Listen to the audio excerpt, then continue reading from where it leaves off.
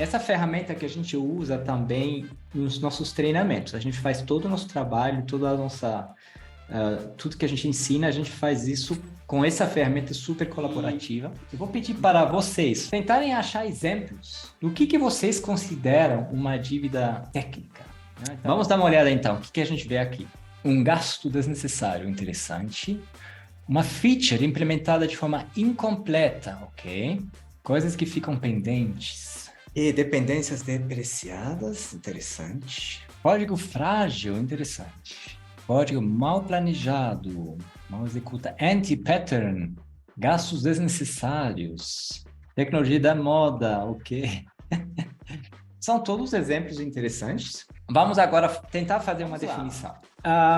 Primeiramente, o porquê. O grande problema não tinha uma boa comunicação. Vocês já devem lembrar de momentos quando alguém pergunta para vocês: é difícil de fazer isso? É só um botão, é só colocar do lado esquerdo, ele vai fazer isso, né? Aí as outras pessoas falam assim, e o TI fala: tá, mas não é só um botão, é bem complicado, tem consequências graves, complicadíssimo. Então criou-se uma barreira entre os dois. E o movimento ágil, assim como a preocupação é juntar de novo o negócio e o TI para trabalhar juntos. E aí inventaram então uma metáfora. Dívida técnica serve exatamente como essa metáfora.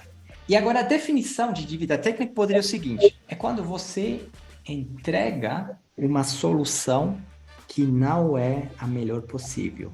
Então, quando você faz isso, você tira... E por quê? O que significa? Quando você... problema da solução perfeita, que ela é cara, né? Você pode entregar uma coisa rápida, suja, de qualquer jeito, tá? Que resolve o problema no momento, ou você pode fazer aquela solução e fazer a melhor solução possível, só que ela vai custar tempo. As pessoas estão te falando, temos aqui aquela oportunidade de mercado, a gente tem que colocar isso já. Então vem essa pressão, tá? Mas aí os desenvolvedores vão falar assim, não, mas tem que melhorar isso e aquilo. E Apple vai falar, não, tem que entregar.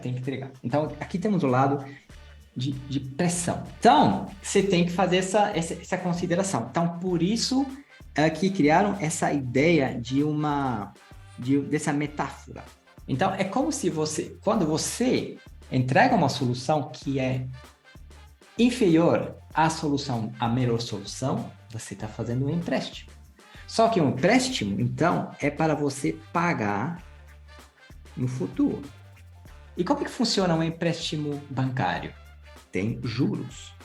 Juros têm um custo associado. E quanto mais tempo você demora para pagar essa dívida, maior aumenta esse juros composto. E vai chegar um momento que é impossível pagar. Qual é o efeito disso? Então, eu sempre faço esse raciocínio assim. Então, vamos imaginar que a gente tá com um time e esse time tem... Vamos supor que essa seria a capacidade do time, que é esforço para a entrega de valor. Quando você começa um projeto do zero, o que acontece? É que esse esforço vai ser majoritariamente, diretamente sobre a funcionalidade que você vai trabalhar. Só que não é suficiente. Com o tempo, o time vai começar a gastar tempo com outras coisas. O que são essas outras coisas? Ou seja, o pessoal acaba gastando cada vez menos tempo com o trabalho real relacionado com o valor, estão mexendo com outras coisas. Que exemplo vocês veem?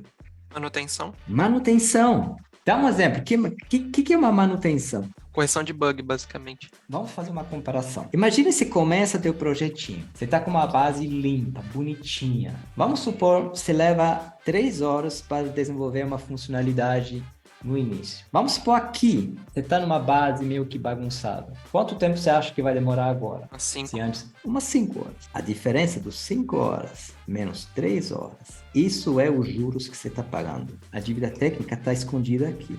Se você não trata da dívida técnica, a gente vai num caminho que vai até aqui, que eles chamam, até tem um autor que chama isso a singularity, a singularidade, que nem os buracos negros. Quando você ultrapassa um certo ponto, é um ponto sem retorno. Porque imagine, se você continua nessa tendência, vai chegar um momento que código não é mais tratável, porque não tem mais tempo para acrescentar funcionalidade nova. Quando você começa a entrar num processo desses, a gente precisa ajudar o time a estabilizar essa dívida. Então, a gente precisa chegar no momento que isso aqui fique estável. Vocês acham que é possível não ter dívida nenhuma?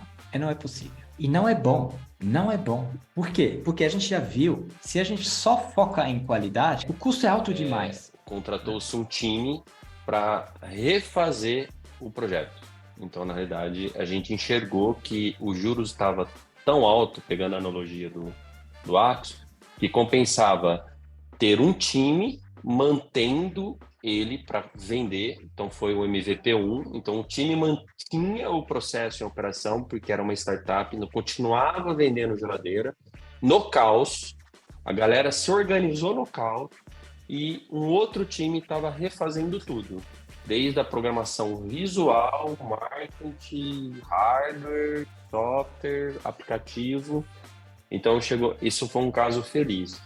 Mas foi pago a dívida, né? Então... As pessoas mais experientes, as pessoas mais instruídas, mais maduras, são as pessoas que acabam sendo mais humildes. Essas pessoas já acabaram sabendo quão pouco eles sabiam, ou eles conseguem enxergar o que tem para aprender ainda. Scrum é para o domínio de problemas que são considerados complexos. Complexo significa não sabemos o suficiente. O que é a dívida técnica em termos de custo de mudança? Tá? Então, se você quer entender a tua dívida técnica, você tem que olhar esses 4 pontos. A base de tudo isso foi o assunto da live passada, o código, o quão limpo ou sujo é o teu código. A gente tá numa luta contra complexidade. Scrum ajuda você a fazer um problema grande virar pequeno. E isso também significa que a gente precisa aplicar isso no código também, a estruturação do seu código. Porque o teu código, você escreve ele uma vez, só que vai ter que mudar. Que eu até esqueci de colocar, temos o componente humano também, porque o time e o teu produto, eles estão, no fundo, vinculados. O Scrum trabalha em ciclos. E no final de cada ciclo, a gente entrega algo funcional. Aqui temos uma barreira. Alguém sabe como que chama essa barreira que proíbe que a solução saia com dívida técnica? Quando que a gente sabe se alguma coisa está pronta de verdade? Significa a definição de pronto, né? Quando você adiciona, né, na sua definição de pronto que você tem que ter o código bom, testável e tal, isso aí evita um pouco da dívida técnica. Então, o Scrum ajuda para isso. Criar um caminho para o time trilhar a melhoria contínua.